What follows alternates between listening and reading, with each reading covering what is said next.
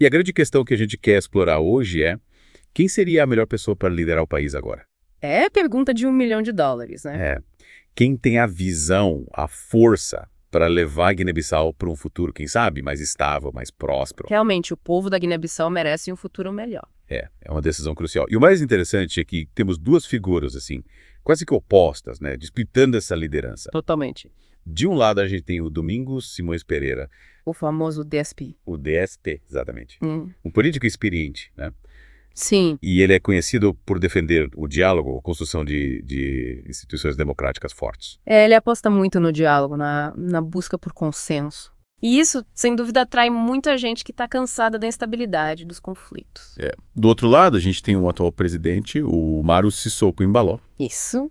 E aí as opiniões se dividem. Com certeza. Tem quem veja ele como uma força estabilizadora, alguém que toma decisões difíceis, que a Guiné-Bissau precisa, mas também tem quem critique, né, essa postura, alegando tendências autoritárias, violações de direitos humanos. Exatamente. Então, a coisa é complexa. É. E o que me chama a atenção é que do DSP, ele pinta um futuro assim, inspirador para a Guiné-Bissau, né? Sim. Ele fala de democracia forte, instituições sólidas, política inclusiva. Uma visão bonita, né? Parece um sonho. Parece. Mas a gente tem que ser realista, né? Isso O aí, DSP né? já esteve no poder antes. E esses períodos, infelizmente, foram marcados por instabilidade. Então fica a pergunta. Será que ele conseguiria superar esses desafios do passado? Afinal, as ações falam mais alto que as palavras, É né? verdade. E falando em ações, os apoiadores do Sissoko destacam justamente isso, que ele trouxe um certo grau de estabilidade para alguns setores que Sim, o país estava precisando. é verdade. Mas será que essa estabilidade ela vem sem um preço? Essa é a grande questão. A gente tem que analisar, né? O Sissoko dissolveu o parlamento. E existem várias alegações de repressão, de censura durante o governo dele, então a gente tem que se perguntar, será que essa estabilidade compensa? Quais são os impactos a longo prazo? Parece um dilema clássico, né? De um lado, a mão firme, do outro, a abordagem mais colaborativa. O DSP aposta no diálogo, na cooperação. Sim. Enquanto o Sissoko, ele realmente parece que prefere uma mão mais forte. E essa diferença de estilos fica evidente quando a gente olha para alguns eventos específicos, né? Por exemplo, teve aquele caso em que o DSP foi impedido de viajar e também a repressão de protestos.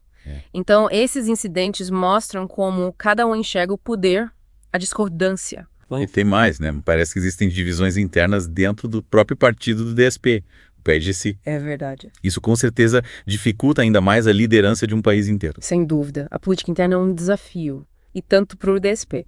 Se a gente ampliar o foco, olhar o panorama geral, ambos os líderes enfrentam obstáculos consideráveis, né? Para o Sissoko, o desafio é encontrar o equilíbrio, promover reformas, manter a estabilidade.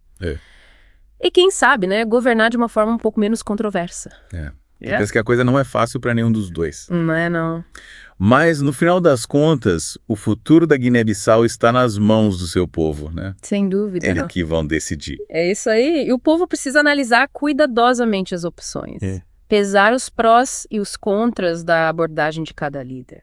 Não se trata apenas de política. Trata-se do tipo de futuro que eles desejam para si, para o seu país. É verdade. E essa tensão, ela se reflete em como cada líder é visto, né? E como ele escolhe exercer o poder.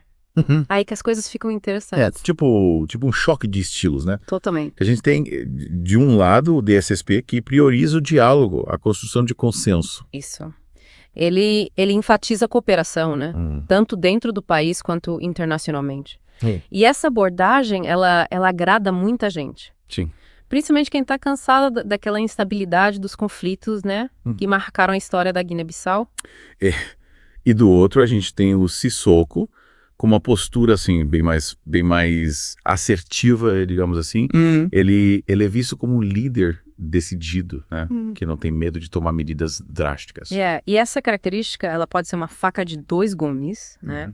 Por um lado, essa determinação, ela é interpretada como um sinal de força, né? De vontade de assumir o controle, de enfrentar os problemas de frente.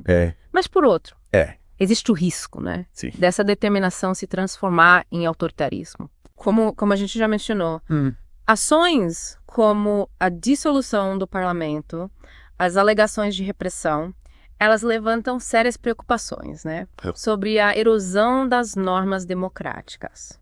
A concentração de poder no executivo. Sim.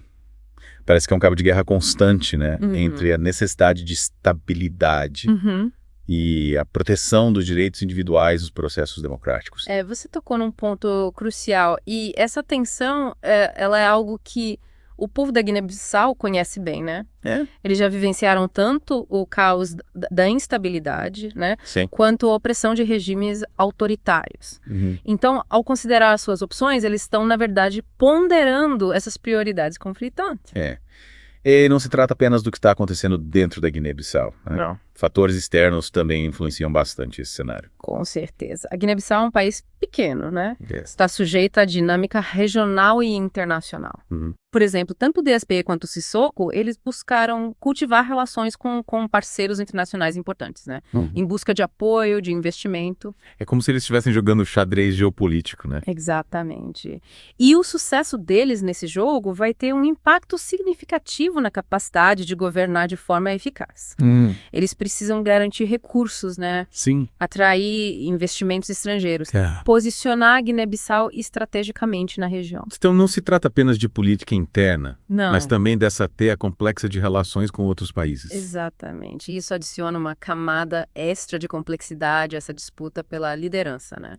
Que já é fascinante por si só. Eu fico pensando, né? Como o povo da Guiné-Bissau consegue se orientar em meio a tudo isso, né?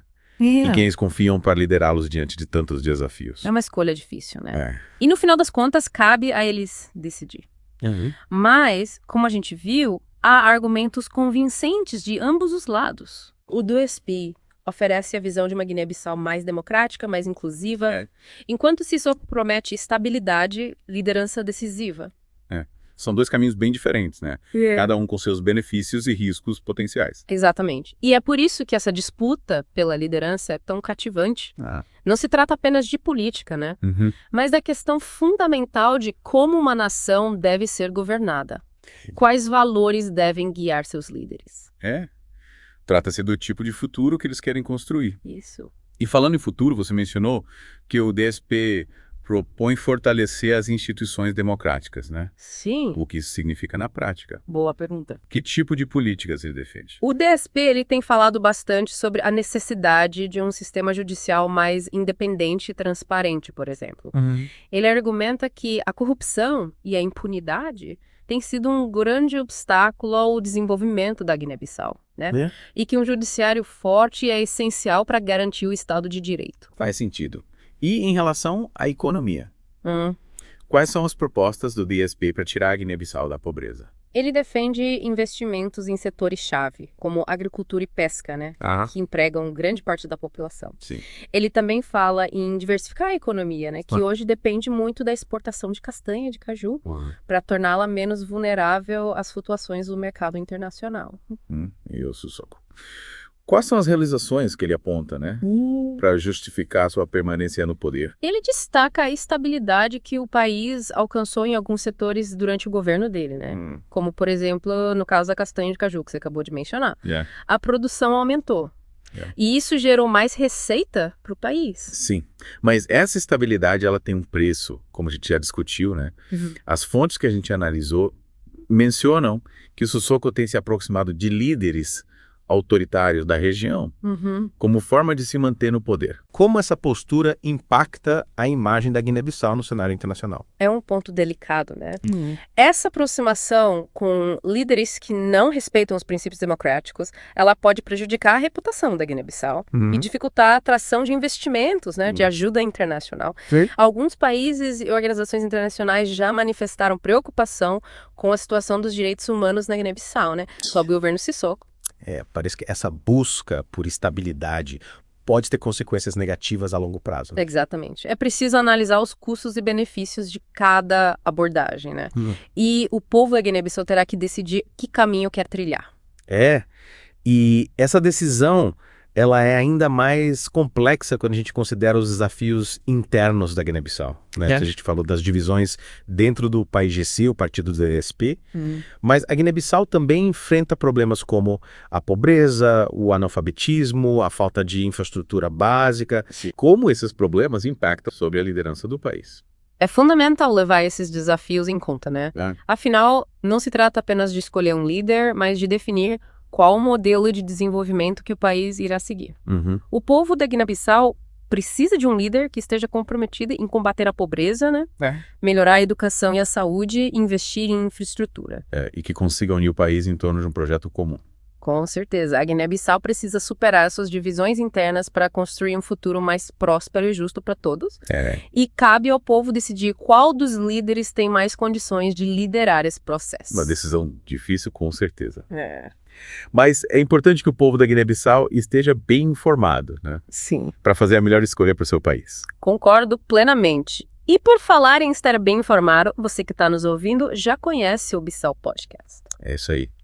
No Bissau Podcast, a gente mergulha fundo nos principais acontecimentos da Guiné-Bissau, né? Trazendo análises e entrevistas sobre tudo que impacta o país. Se você quer se aprofundar ainda mais nessa discussão sobre a liderança na Guiné-Bissau, não deixe de conferir o Bissau Podcast. Isso aí? Lá você encontra informações detalhadas sobre o DSP, o Sissoko e todos os outros atores políticos que influenciam o destino do país. E não se esqueça de se inscrever no nosso canal para não perder nenhum episódio. Isso. A gente está sempre buscando trazer o melhor conteúdo sobre a Guiné-Bissau para você. E a sua participação é fundamental para a gente. Deixe seus comentários, sugestões de temas e vamos juntos construir esse espaço de debate e informação sobre a Guiné-Bissau. Então continue com a gente que a gente volta já com a última parte do nosso mergulho profundo sobre a disputa pela liderança na Guiné-Bissau. É um lembrete importante, né, de que liderança não se resume só a tomar decisões, mas também a inspirar as pessoas, né?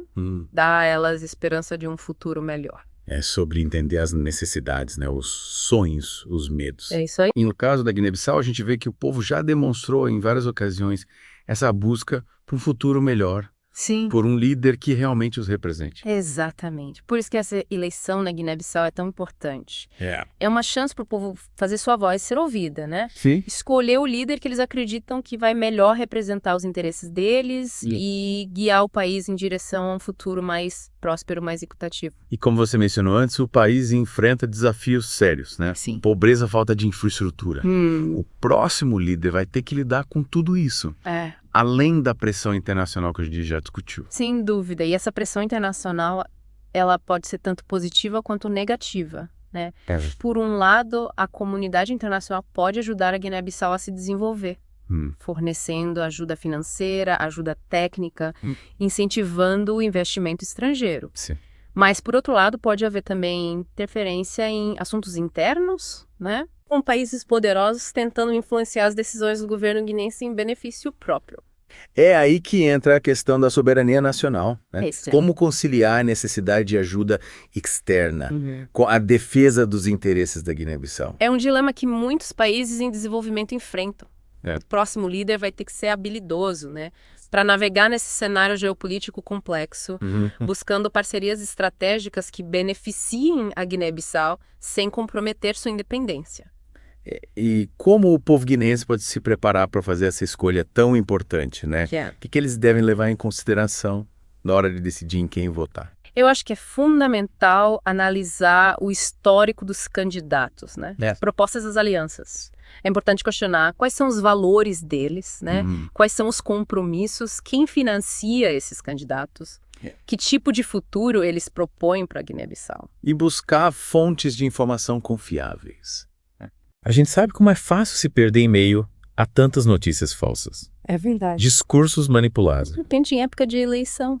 É preciso ter cuidado com a desinformação, com as promessas vazias. É importante procurar veículos de comunicação independentes, ouvir diferentes pontos de vista, comparar as informações. E se informar sobre o processo eleitoral, né? Saber como funciona o sistema de votação. Isso. Quais são seus direitos como eleitor? Exatamente. Estar consciente dos seus direitos e deveres como cidadão é fundamental para participar ativamente do processo democrático e garantir que sua voz seja ouvida. Falando em garantir que sua voz seja ouvida, você que está nos acompanhando, não deixe de se inscrever no canal Bissau Podcast. Isso. Ativar as notificações e deixar seu comentário sobre o que achou do nosso mergulho profundo. Sua participação é muito importante pra gente. E não deixe de compartilhar esse episódio com seus amigos que também se interessam por assuntos internacionais e pelo futuro da Guiné-Bissau. É isso aí, esperamos que esse mergulho profundo tenha te ajudado a entender melhor os desafios e as oportunidades que a Guiné-Bissau enfrenta nesse momento histórico. E que você, ouvinte, continue acompanhando de perto os acontecimentos e participando ativamente da construção de um futuro mais justo e próspero para o país. Até a próxima.